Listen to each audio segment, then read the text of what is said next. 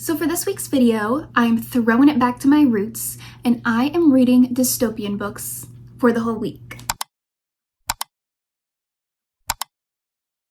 I say we're going back to our roots because the genre of dystopian just feels so nostalgic for me. I've talked about this many times and I will talk about it many more. There is truly nothing like that mid-2010s YA dystopian era. The Hunger Games, Divergent, Maze Runner, The Fifth Wave. It was truly such a peak time to not only be a reader, but to just be alive. There's better vibes back then, in my opinion. With that being said, I really don't feel like I've read any dystopian books since that era. As I've gotten older, as I've grown as a reader, I feel like I've really moved away from sci-fi dystopian, and I read mostly fantasy nowadays. But I decided to read dystopian this week purely because of one book, and I will get to that later. The other books that I'm going to be reading are books that I've had on my TBR. I just didn't really have any specific time I wanted to read them. Because I decided to read this one specific book, I figured I would just throw them all together and make an event out of it. The first book that I'm going to read this week is The Poppy War by R.F. Kuang. I actually just read Yellowface by her last month and I really liked her writing. I enjoyed the book. I'm actually very interested to see how I'm going to feel about this because obviously this and Yellowface are two completely different genres. So I'm very interested to see what R.F. Kuang does with this one. Also, I do understand that this is technically not dystopian. Like, I do believe this is actually fantasy. I just know that it is very much about a war. There's a war being fought. And when I hear war, I think dystopian. My brain puts war and dystopian together. So for all intents and purposes of this video, she's dystopian. So I'm gonna go ahead and start this and I will be back whenever I have formed a first impression. I'll be back with my first update.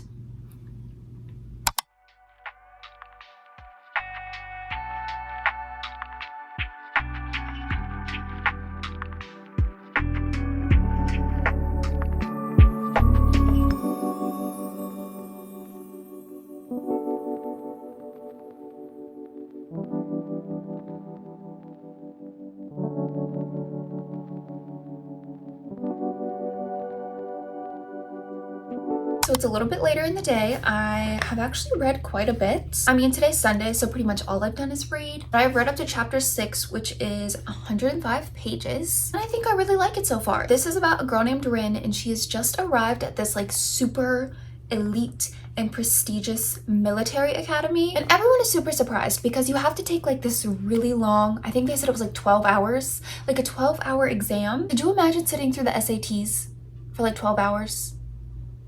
Or the LSAT or the MCAT. Not me, never will. So you have to take that test and then do well to get into any of the schools, let alone the one that she got into, which is like the top tier, most prestigious. And everyone is even more shocked because our main character, Rin, is like this war orphan, lowly peasant girl. And it was supposed to be like borderline impossible for her to get into the school. Right now, she's just really struggling at this school. All of her classmates are like sons and daughters of nobles or warlords. Like, they've been preparing to go to this school and be at this school for their whole lives. Obviously, right now, we're also getting a lot of like the background, the history, the politics. We're learning all about the past Poppy Wars. I actually really don't mind that at all. I know for a lot of people, they don't like the beginnings of fantasy dystopian novels because you kind of have to get through that whole info dump. You have to get through understanding how the world works or all of the past history and how we got to where we're at now. But I actually find it all very interesting, so I'm not mad at it. But that's my initial impression of it for right now. I know that there's like a whole lot more coming to this, so I have to say,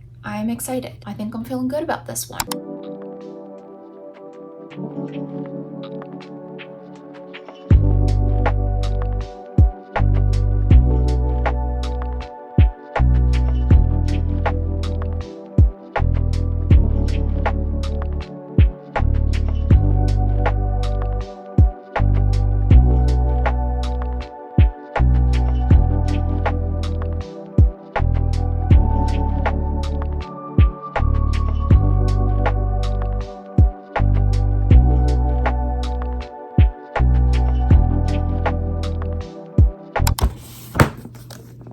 You guys, I have not wanted to put this down. It's obviously the next day, and literally all I wanted to do all day is just read this book. I'm on page 236. I've just gotten into part 2, and I honestly think we're just now starting to get to like the meat of things. And some people might look at this and say, okay, that is way too long to start getting into things. It should not take 236 pages to get to the good stuff. I don't feel that way at all. I have been interested and invested in this since it started, and I have not been bored once. I have been eating this up. I have been devouring this. I don't know. I really haven't even wanted to like stop and take the time to even give an update because I've just wanted to read. I'm very surprised at how much I like this, given like the content matter and the subject matter, which I'll explain after I finish. I really just want to go ahead and order the next 2 books. I'm gonna make myself wait until I finish this. There's a 98% chance that I will be continuing this series.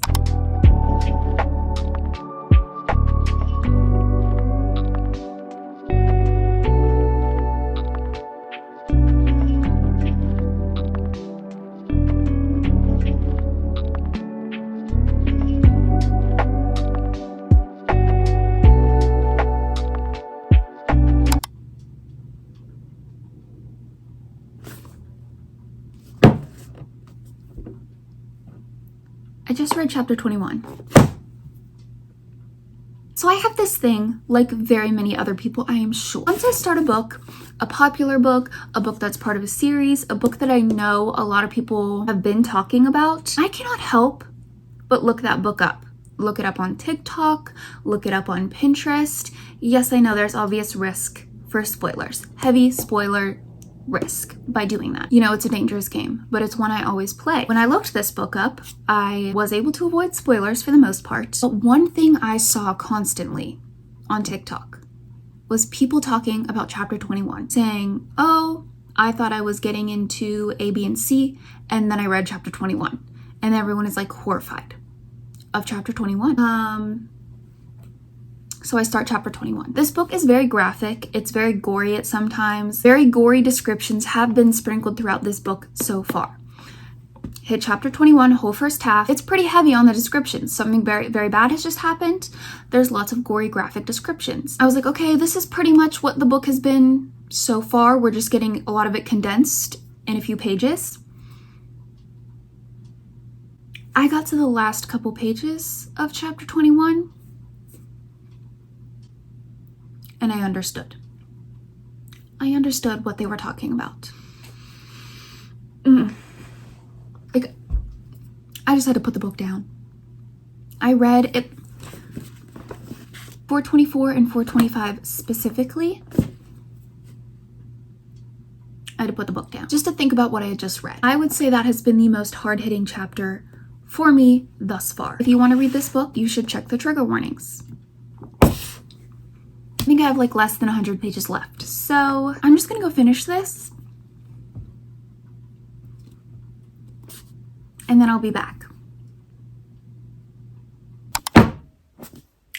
I finished the Poppy Wars. And yes, I know I'm looking directly in the sun right now. And yes, it is harsh on my precious light-colored eyes. But look at my skin. Also, this is just where I have my desk now, so I gotta make do. I have so much to say about this book right now. First of all, it was amazing. I don't even know where to start. I feel like all of my thoughts are about to leak out of my brain if I don't get them all out within the next 2 seconds. I never in a million years thought I would be so interested and so invested in a story like this. R.F. Kuang's writing is just chef's kiss, A+.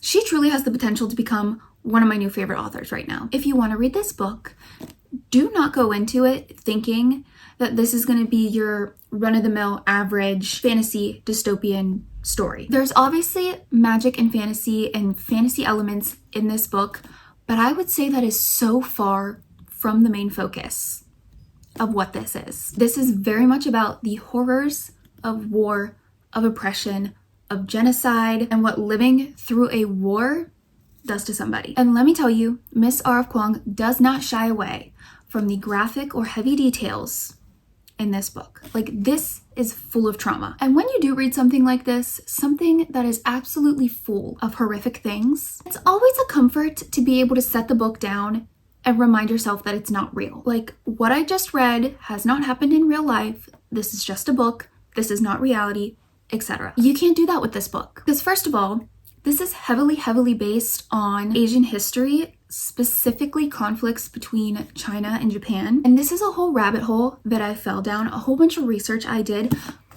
I love me a video essay, a good YouTube video essay, a video about some random obscure thing that I never ever would have known the details about had I not chosen to watch that YouTube video. But there are clear reflections of specific historical events in this book, specifically one of them, the rape of Nanking. I might be saying some things wrong. There's also something referred to as Unit 731, which was the Japanese Imperial Army conducting human research experiments by exposing people, human beings, to biological and chemical warfare. Just conducting horrific experiments on human beings in the name of research, like similar to the Nazis and the concentration camps and all of that. Awful, awful things. For example, live dissections of people. And there are no known survivors of this Unit 731. And the reason I even mention all of that is because there's a similar research experimentation complex that they go to in this book. And the head doctor of that facility in the book has the same name as the doctor, the head doctor of this Unit 731. So there are all of these historical bases and historical connections that you get with this book, and it's terrifying. It's horrific. It is awful to think about. I have just been so invested in all of this research and trying to connect the dots, and I'm sure there is so much that I don't even know about and so much that I've missed. But I'm just feeling like R.F. Kuang is a genius. So not only is this very heavily based on true historical events, we are seeing some of these things play out in real life with what is happening to Palestinians. Now, it is such a coincidence that I chose to read dystopian-ish books this week because so many of these themes are directly relevant to what's happening in real life. And this is something that I've been trying to figure out as a new creator, whatever you want to call me. When it comes to book talk and booktube, the book community, there are a lot of creators whose content focuses on the intersectionality between politics and books, or authors and the ethics of authors and the morals of authors and the personal decisions of the authors of the books that we love to read. You know, calling out problematic or controversial things in books specifically, within authors' lives, that whole type of thing. And then there are other creators who will never mention a problematic or controversial thing ever. Like, you will never hear something like that come out of their mouths.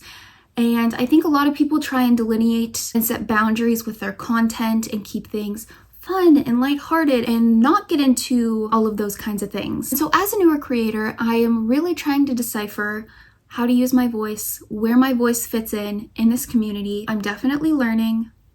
I'm not always going to get it right, so please bear with me. All of that being said, I feel like the absolute least I can do is acknowledge the atrocities happening in Gaza right now and the atrocities happening to Palestinian people, and make it very clear that I stand for the freedom of Palestine. And honestly, I feel like that goes way beyond anything political or anything controversial at this point. That goes beyond keeping your content fun and lighthearted and not wanting to talk about anything taboo. We're past that point with this issue. That shouldn't be controversial, that shouldn't be political, and no matter how small my platform is, 2,000 of you, that's really cool to me. That's amazing, but that's still 2,000 people, and I want to make it clear that I stand for the freedom of Palestine. Like, with this video that I'm doing right now, you cannot read these types of books focused on the horrors of oppression and genocide and people fighting back against their oppressors, and not acknowledge or talk about what's happening to Palestinians. These books are so clearly relevant to what is happening today. I just encourage you guys to educate yourselves, make yourselves aware of what is happening right now. There are some amazing journalists reporting firsthand daily updates of what's happening in Gaza right now. There's Celestia, Bisan, Motaz, probably mispronouncing some of those, but I'm gonna link their accounts down below. Being in a completely different country than what is happening right now, awareness and education, I feel like, are some of our biggest, most important tools. So once again, I just encourage you guys to educate yourselves and make yourselves aware of what's happening. Sorry, I know that was very long-winded, and it doesn't feel right to just like switch gears and go back to talking about books again, but at the end of the day, that is what I'm here to do.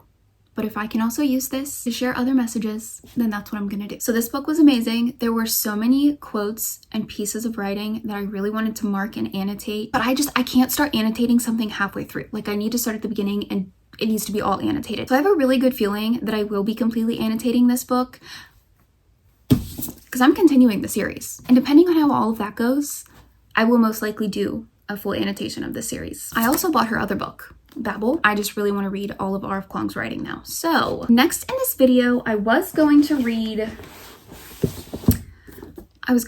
Red Rising by Pierce Brown. However, it seems very counterintuitive to have written a book focused on oppression and people fighting back against their oppressors, and then make a social media post highlighting the fact that you don't truly understand what's happening with Palestine right now. So at this time, we're gonna skip this one. Now moving on to the entire reason that I even wanted to film this video in the first place.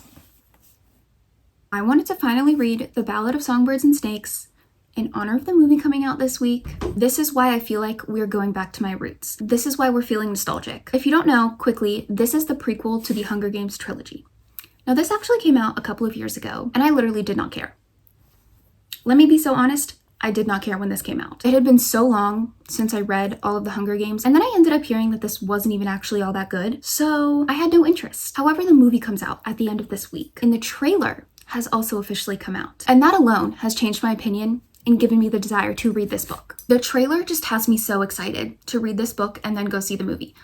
Olivia Rodrigo's new song on repeat. That is such a Hunger Games song. The Hunger Games soundtracks, do not get me started. The soundtrack eats every single time. All of Catching Fire soundtrack, Safe and Sound, now Safe and Sound Taylor's version. Oh, I was so annoying with that song. Put that song on and I thought I could sing. Put me on a stage, I was going to perform that song. It's just everything leading up to the release of this movie is obviously reminding me so much of that peak era, that peak Hunger Games era.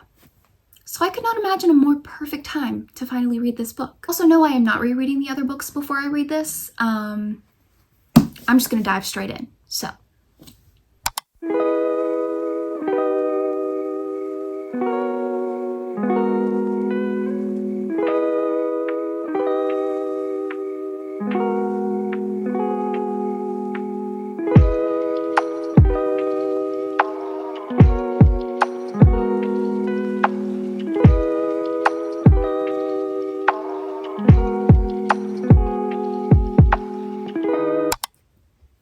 This seems to be a recurring issue in this video. I'm not able to find a position where the sun is not absolutely assaulting my eyes. Or I have shadows all over me. I shouldn't be complaining about the sunshine because seasonal depression is sneaking up on me fast. I take it back. I need to like wear sunglasses or something. I'll be right back.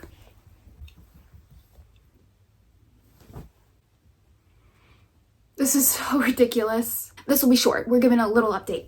So it's the next day, and I have read 156 pages of this because I am eating this up. I am just up to part 2 in the book, and I will say, we have not even entered the actual games yet, and I'm getting a teeny bit antsy. I'm like, okay, what are we doing? When are we gonna get there?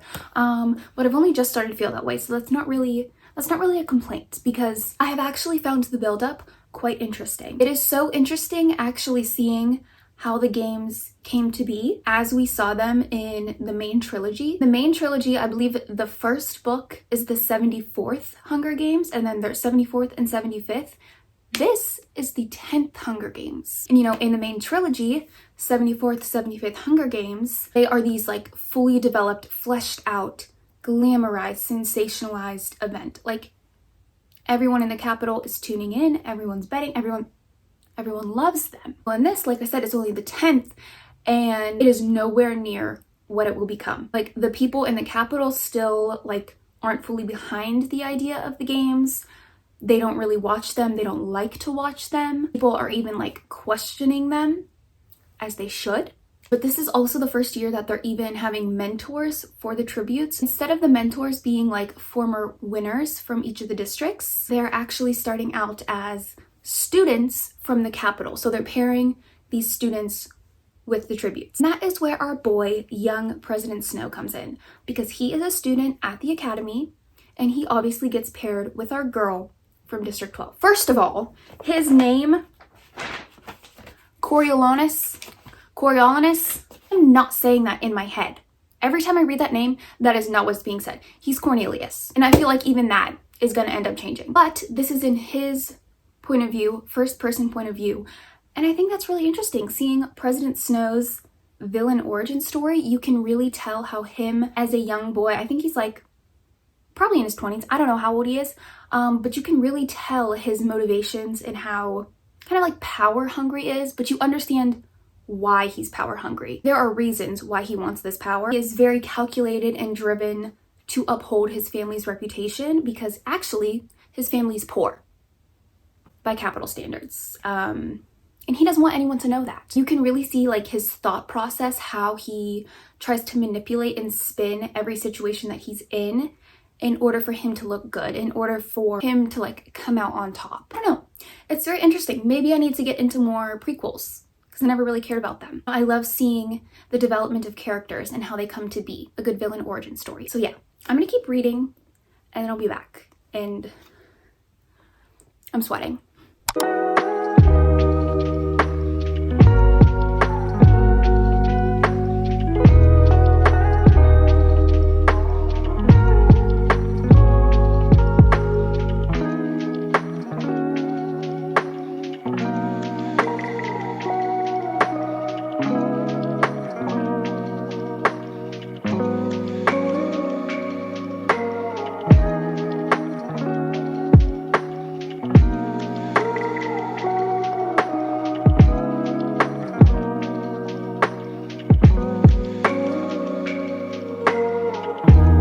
Y'all, I'm back in my Hunger Games era. Also, I know it looks super dark right now, and that's because it is. I spent this whole video complaining about the sun, and now it's raining, and it's been raining all day. So this is what I've got to work with. But this was great. This was so good. I have no complaints about this. And I am honestly so glad that I decided to wait this long to read it, that I decided to wait until the movie was coming out, because now I have so much more content to go and ingest. Honestly, that is one of the best parts about finishing a book, is then going to TikTok and then watching all the edits. And because the movie just came out, you better believe there are some good edits of this book. Also, why did President Snow have me blushing and giggling at times? Like, I would really find myself slipping, but then he would turn around and say some heinous thing about owning Lucy Gray or something like that. It brought me right back down to earth. Honestly, old President Snow's kind of... I can't say that. Let me contain myself. This was just so good, and that is all I can think to say right now. There was so much foreshadowing, which I mean, duh. It's a prequel, but there was so much foreshadowing, there was so much symbolism, and it just made my brain feel so good. Making all of those little connections, I don't care how obvious they were, I don't care how intentional they were, it still made my brain feel good. Like a little rat with a treat. Like Coriolanus Corns, his dislike of the mockingjays, like the actual physical bird, and what that turns into for him. Genius. Every quote about the mockingjays was just immaculate. And now I definitely feel like I am reverting back to who I was in 2014. And that's simply not good for any of us. But I definitely think you guys should go read this if you haven't already. Like I said, I'm late to this. Go watch the movie, and then we can all re-enter our Hunger Games era together. That was it for this little reading vlog. This was a successful reading vlog. Like, now I'm about to go jump right into this, which I've been looking forward to ever since I finished the Poppy Wars. So I'm happy. I liked the books that I read, and that's why we're here. That's the point of all of this. So I hope you guys enjoyed. I hope you decide to stick around, and I will see you in the next one.